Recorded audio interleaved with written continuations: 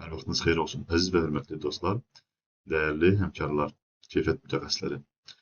Keyfiyyətin dərtməsi mövzusu ilə davam edirik.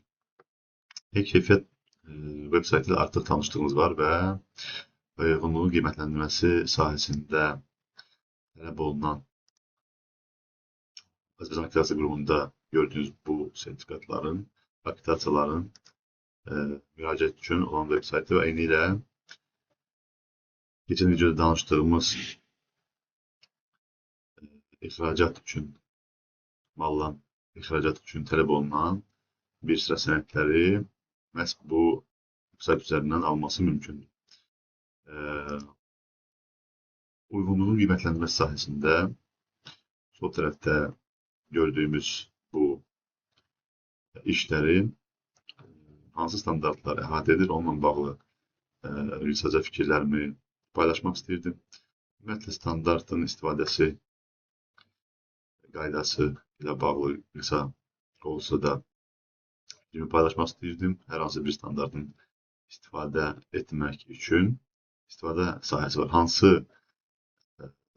sahəni əhatə edir, hansı işləri əhatə edir, hansı ərazini əhatə edir və hansı ərazidə istifadə oluna bilər kimi məlumatlar paylaşılır standartın tərkibində və biz bugün məhz Azərbaycan Akkreditasiya Qurumunun bazasında görsənən bu işlərin standartlarla bağlı məlumatlara baxacağıq. 17020, 17021, 17024, 17025 və 17065 standartlarına qısaca baxacağıq və müəyyən məlumatları müqayisə edəcəyik. Deməli, skop hissəsində, hər birinin skop hissəsində standartın sahəsinə bağlı məlumat yazılır. Burada mən qeyd etmək istəyirəm ki, 17020 və 17025 standartlar bir çox zaman qarışıqlıq, anlaşılmazlıq yaradır və buna görə mən qısaca o standartlarla bağlı şərh etmək istəyirdim. Deməli, 17020 standartında 3-cü bəndən standartın hansı işləri əhatə etdiyi görsənir, hansı işlərə şamil oluna bilər.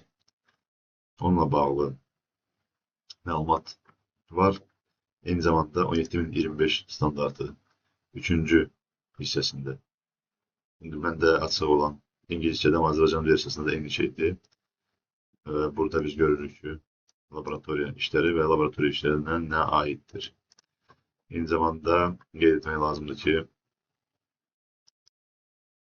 uyğunluq qiymətlərinin sahəsində həmin bizim tanışdığımız və istinad etdiyimiz qanunun birinci hissəsində, anlayışlar hissəsində sınaq nədir və inspeksiya orqanı ilə bağlı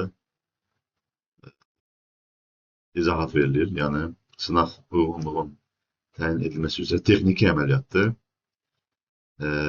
İnspeksiya orqanı isə rəy verməklə ötəyi daşıyır. Sadəcə rəy. Bugünə bu qədər. Diqqətinizə görə təşəkkür edirəm. Sağ olun.